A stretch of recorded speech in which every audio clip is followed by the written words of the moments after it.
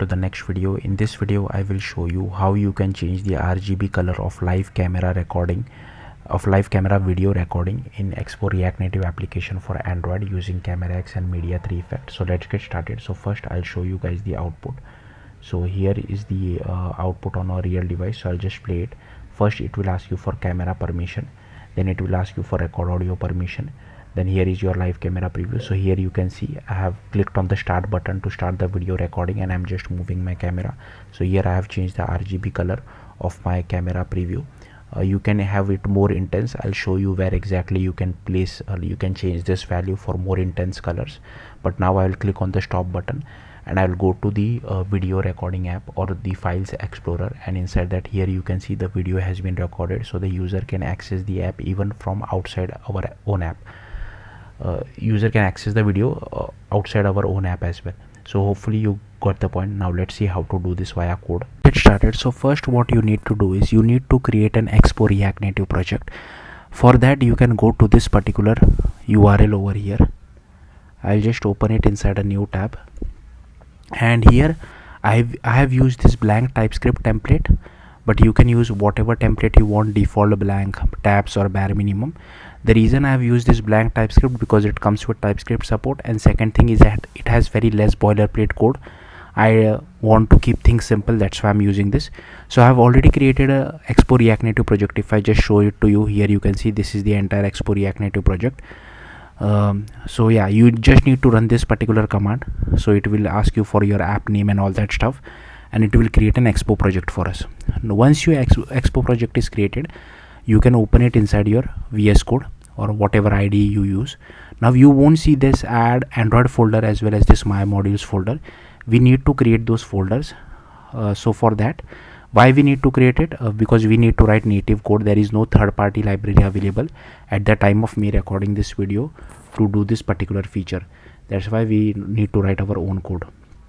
So to first generate this Android folder, we need to go to this URL. So just to let you guys know, this is just a cheat sheet which I have created, so don't worry too much about this. Then open this in the new tab. Like I said, this is only for Android, so we'll be ignoring the iOS part. So first select Android device, select development build, and here I'm not using EAS because I will be building my application locally. Then here I have selected macOS, so you need to select your own operating system. And here I have already installed all this, so if you haven't, you will have to run this.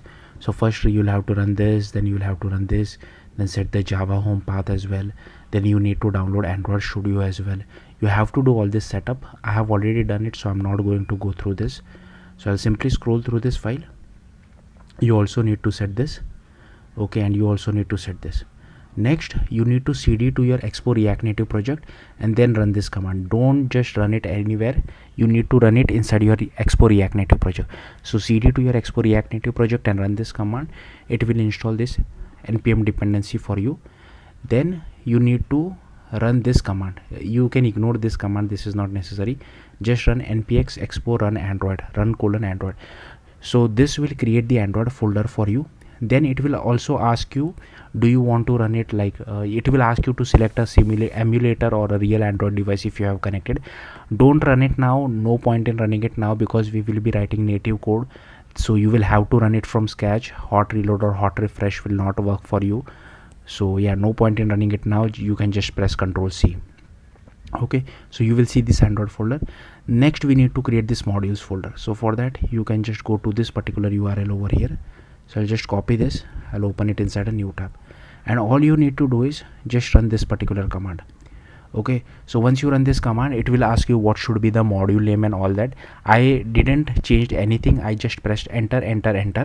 So I think you have to press enter 2 or 3 times. Just press enter and it will create this modules, my module. If you want to name it differently, you can do that as well, but I have kept everything by default. Okay, so I will now close my cheat sheet. So this is what you will get. Okay, now next thing what you need to do is when I showed you guys the demo, I only showed you the live camera preview, then we were clicking the start stop button, the video was recorded, we went to our video player and played the video. Unfortunately, like I was not able to play the video inside our application itself. So I have tried doing that, but it is not working for me. I don't know why. It works perfectly fine in native Android application. I'll talk more about it as we go along. But yeah, what I did was I installed this another dependency as well, Expo Video, which is used for playing the video. But like I said, I was not able to get around with this. I was not able to play my video. I tried a bunch of stuff because the video is created on the native side. I was sending the URL back to Expo side. I was not able to play the video, unfortunately. I could have played the video using Expo Player. If you don't know what Expo Player, it is a native module for Android.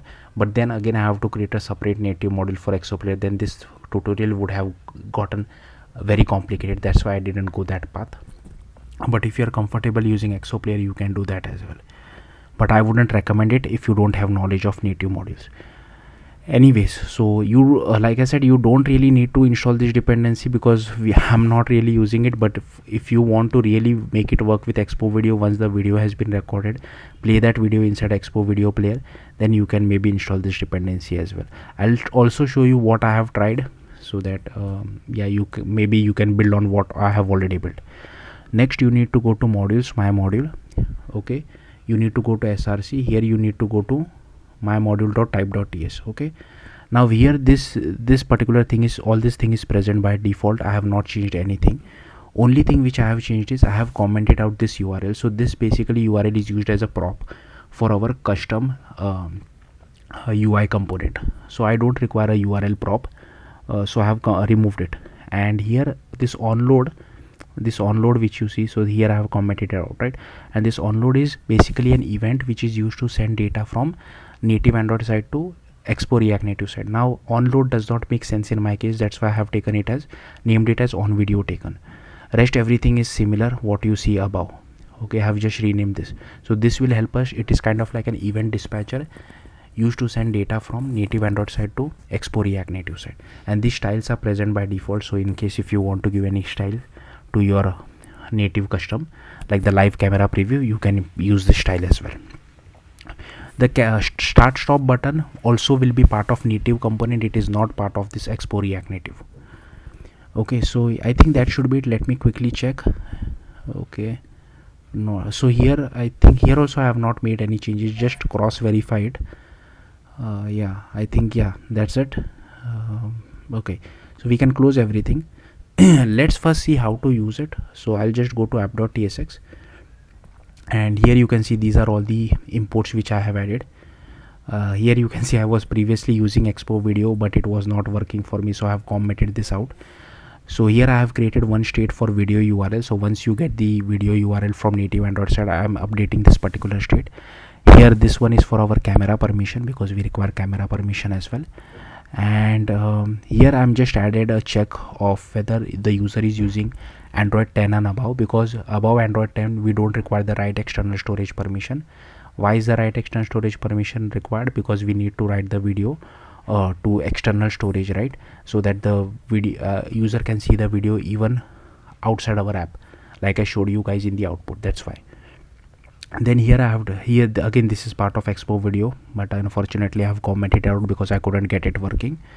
Then here we have this request camera and storage permission. So depending on the Android version, I'm asking the appropriate permission. So if above Android 10, then we are just asking camera and record audio permission. Otherwise we are asking camera, record audio and write external storage permission. And here I'm just checking whether all the required permissions are granted or not. So for Android 10 and above, we check camera granted and record audio granted, then only we set this as true. Honestly, you don't even require this record audio permission as well. Even if this is false, you can proceed ahead with it. We typically only require camera permission, but some people like to record audio as well, given that we are applying this to live video recording. That's why I've kept it as mandatory.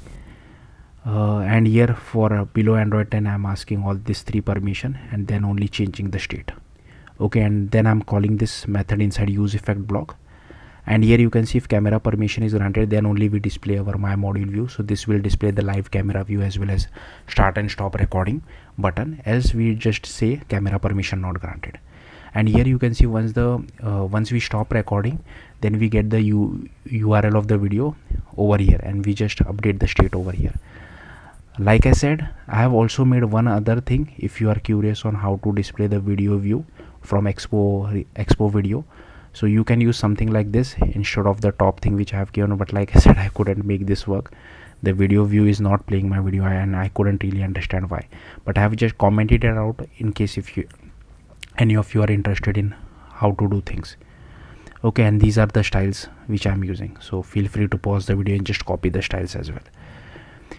Okay, so that's it on the TypeScript side. Okay, next we need to go to the Android side. So here you need to go to first go to the main Android folder, go to app src main android manifest.xml, and here you can see I have added a few permission. So firstly, these all permissions were present by default, out of which we require the internet permission. Okay, right external storage permission was present by default. If it is not, make sure you add it, because these things keep on changing with every Expo version, so they might decide to remove it in the future as well. Then these three permissions I have added it explicitly. First one is uses permission of Android hardware camera, then the camera permission, and then the record audio permission.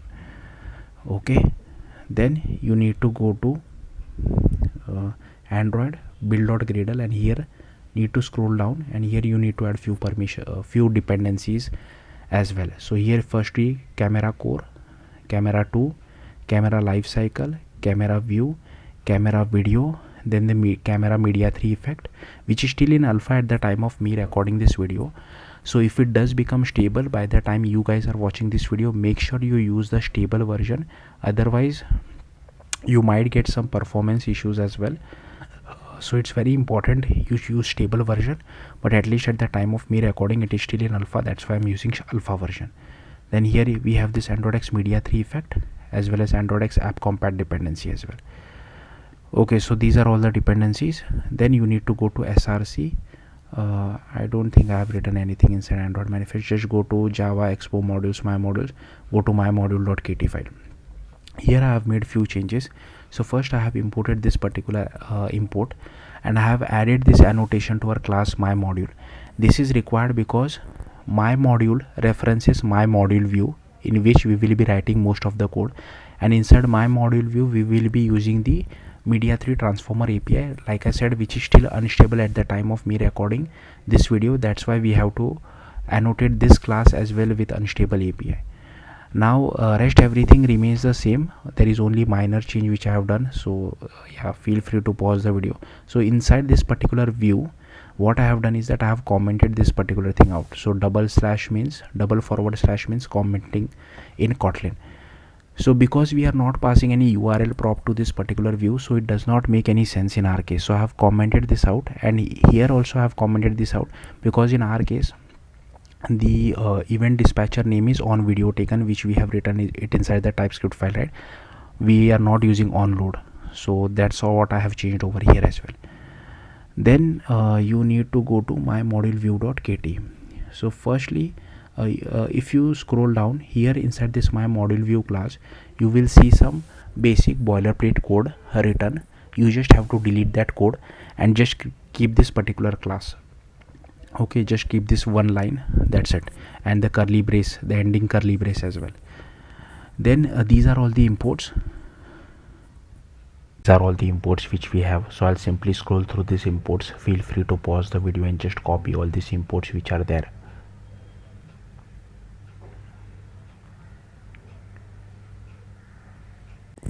Okay, so this is our my module view. So here is our event dispatcher called on video taken.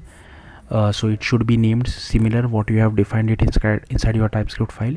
Then here we get hold of our activity. This is the frame layout, this is the camera, this is the preview view, here is our video capture, here is our recording as well.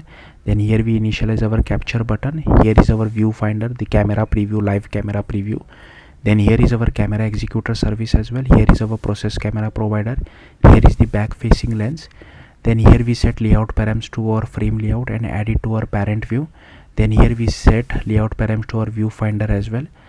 Then here we call this install hierarchy fitter. I'll come back to this in a bit. Then we add viewfinder to our frame layout. Then we set the text background color, text color as well as alpha to our capture button. Then we set frame layouts to our button as well. then add that button to our frame layout. Then we add a click listener to our capture button as well, in which we call capture video. Then here we override on attached to window, and if we have the camera permission, then we call viewfinder.post setup camera. Then here we detach from window, where we shut down our camera executor as well as unbind our camera provider. Now here we are calling this particular method. So what this method does, this is basically a hack which we need to do. So why we need to do this? So for that, you can go to this particular URL.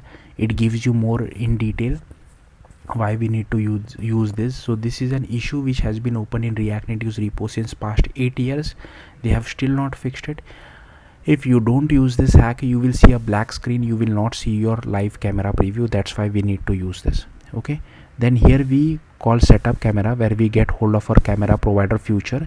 We add a listener to it as well, and here we initialize our camera provider. Then we call bind camera use cases over here as well. Then we call capture video, where we get hold of our video capture. The capture video dot is enabled is false over here. Then we get hold of our recording, and if it is not equal to null, then we stop our recording, we make it as null. Then here is our simple date format as well, where we pass the file name format.